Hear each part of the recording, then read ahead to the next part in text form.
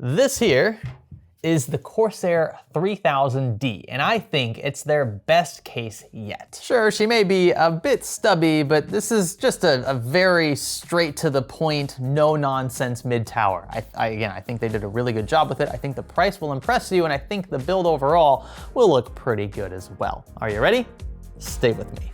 WireView is an innovative new product from Grizzly designed with the goal of measuring and logging GPU power consumption. It connects simply into your PCIe power arrangement of choice and is capable of displaying values such as current and peak power consumption, voltage, amperage, and even average power draws over 60 seconds. You can even buy them in multiple orientations to fit cards with either standard or flip supplemental power connectors. But WireView isn't just for data junkies like us. Its sleek design can even help clean up the look of a build and disarray, allowing you to run your cables across the top of your graphics card's backplate for a stealthy cable vibe. So be sure to check it out along with other Grizzly products via the link below.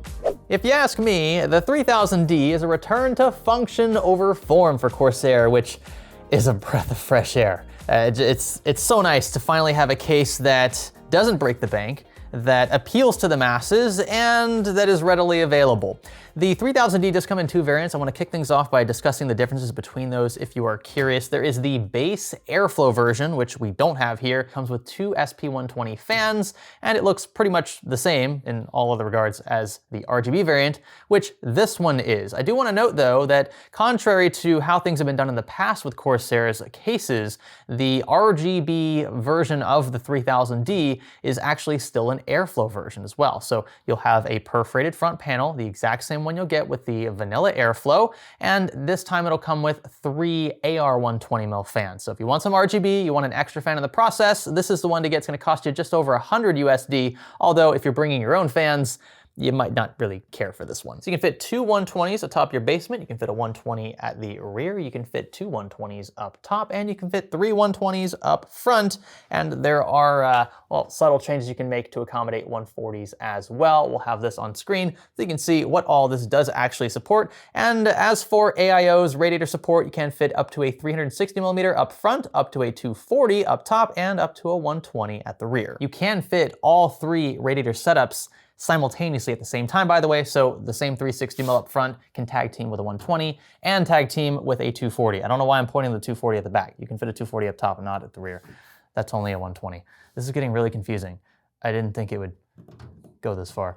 Let's move on. As for additional hardware support, I've got a super beefy RTX 4090 here, one of the largest you can buy. It's, I think, 360-ish millimeters long, and you can see it fits nice and snug. Actually, still room. If you want to show them up front here, you can actually still fit a 360mm, like a 25mm thick, maybe even a 30mm thick radiator up front as well. So not bad. You can fit up to eATX motherboards in here because the motherboard tray is flat through and through. And actually, you've got this really large cutout here for cable management. You'll probably cover that up with a larger motherboard, just something to note. And you have plenty of cutouts elsewhere for cable management. Speaking of this large cutout though, I'm not the biggest fan of it. I do think that it looks a bit half-baked, like there should be a cable bar here or something. I know this isn't an NZXT case. Rubber grommets seem like the obvious solution, and this obviously wouldn't hinder larger motherboards. Considering the starting price of the 3000D, I wouldn't personally say it's a gross omission, but it is something that will probably be a bit of an eyesore. We'll figure that out later when we actually throw a rig in here. And on that note, I would like to say that, well, Corsair has gotten pretty expensive as of late. You know, they have very expensive AIOs, like $200+ for like a 280mm or a 360mm, and over $50 for individual fans. Now, I know a lot of the stuff has like the hidden cable technology baked in, but that is a steep, steep premium. I mean, $50 for one fan, need I say more? So a case that costs just a little more than one fan, well, it seems like a good deal just by default. It's almost like they're doing that intentionally. There are the little things as well. Take this dust filter, for instance. Of course, they've actually moved the magnetic strip a bit further back from the edge, which gives you room to mount, you know, AIOs and fans up here without the screws sticking up and protruding into the dust filter itself. So you don't have any like bumpy, jaggy lines. People with OCD really appreciate that. Corsair have also massively propped up this case over an inch from the floor, which means your power supply, if you face it fan side downward, it's gonna get plenty of airflow. Front I/O is also, it's decent. Power button, integrated LED, two USB 3.2 Type A ports, and a unified microphone headphone jack. Can't forget this reset switch off to the right, but that's it. No Type C port. That's the one thing missing. If it's a deal breaker, don't buy this. I doubt it's a deal breaker, but just have to mention that. And more subtleties, you probably notice the yellow accents in these USB ports. That's different than the traditional blue for USB 3. Off to the back, we have a yellow pull tab on this magnetic dust filter. Some might not like it, but I think it's a nice little touch. And then here for the left and right side panels, you get these little yellow rubber stoppers for the captive thumb screws. It is nice that they're captive, makes it feel a bit more premium. Speaking of this left side panel, tempered glass, and it is not tinted. I mean, you're probably not surprised it's tinted glass, but I'm surprised that it's not tinted glass, because a lot of black cases today have much darker stuff that I'm not a big fan of. I like being able to see the internals of my case without having to rely on LEDs, and this allows me to do that. Call me picky, I don't care. And one more subtlety worth pointing out, the fact that Corsair actually shapes these mounting areas to the fans themselves. You don't have anything blocking the fan blades and the movement of air into the case. They've done this on several chassis today, and I really like it. It's just a more efficient design. Probably more expensive, but I think it's worth it in the long run, not only for performance, but also noise. Behind the motherboard tray, things look well, pretty roomy. I don't think cable management's gonna be much of a concern. There are zip tie points pretty much everywhere you'll expect them, and of course, all of your front I/O wiring is gonna be run down this side here.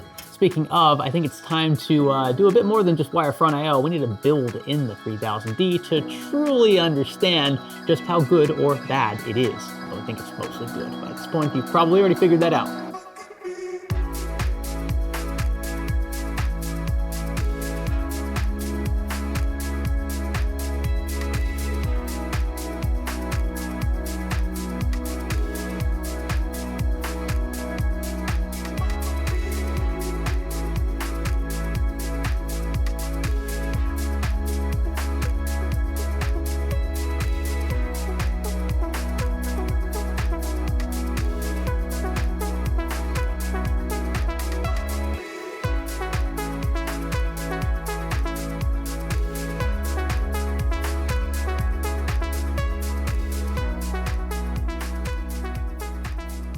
And when it's all said and done, things turned out pretty great. It's a fairly straightforward case again. There's not gonna be any surprises here. That's a good thing at this price point, I think. And it also looks pretty darn good at that. There is one thing I definitely need to revise. The fact that, well, we don't actually have as many zip tie points as I thought we had. It looked sufficient on the surface. This is why building in the case is important for even a basic review like this. There's a lot of empty space here to the right of this large cutout, and it's pretty much just wasted. There's nothing I can do with it. I can't route cables here. Maybe I could stick like a fan hub or something with some tape, but that's about it. I think it's just, yeah, a shame that it's not being used. Right side panel install check. Let's see how easily this slides on. Actually, it just hinges from front to back, so that takes a lot of the sweat out of it, which is welcome. And just tighten things down. That was very easy, a little too easy. A little suspicious, Corsair. What kind of wizardry is going on behind here? And I guess now it's time to fire it up. Once we confirm everything's working, we'll run a couple temperature tests. Not gonna go super in depth here. If you guys want the in-depth stuff, you know, the channels to go to. We don't have the infrastructure for that, but we will show you what the differences are between the front panel being on versus off. That'll tell you how restrictive that panel is and what the difference is between a case like this and just an open air chassis, which would be an ideal setting. So we've got power on at the rear. We're gonna turn on power up front. We're gonna turn on power up front.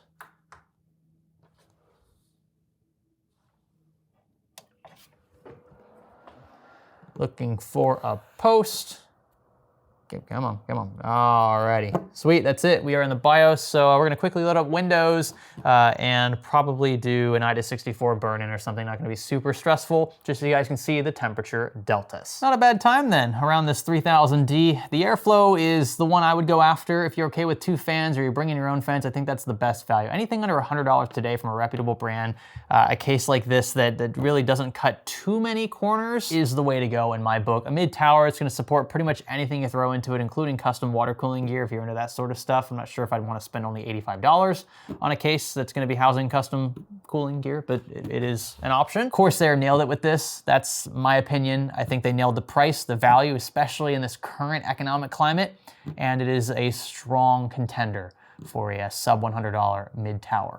There are a few others that come awfully close, but this is definitely Corsair's best. Now, all of this comes with the one caveat that I definitely want to make sure that I mention in this video, the fact that we have partnered with Corsair this year on stuff. They have paid us for things. They haven't paid us for any 3000D airflow work, anything case related, I think, at this point. But I just want to disclose that we have taken money from this company before. No, this does not impact my ability to give a fair review, but you shouldn't take my word for it. You should just watch a bunch of other reviews and kind of get like a nice, well-rounded synopsis of how good or not good this case is. I happen to think it's really good. It's definitely, again, one of my favorite mid-towers, especially for the price. I'd be more than happy to build my own personal rig in something like this. And I also think that it's, again, simplistic in a good way. It's just refreshing to see something that is this good, this just down to earth and straightforward, that doesn't cost an arm and a leg. It's hard to find stuff like that nowadays. Thank you so much for watching. Consider subscribing, liking the video, and sticking around for the next one. My name is Greg. Thanks for learning with me.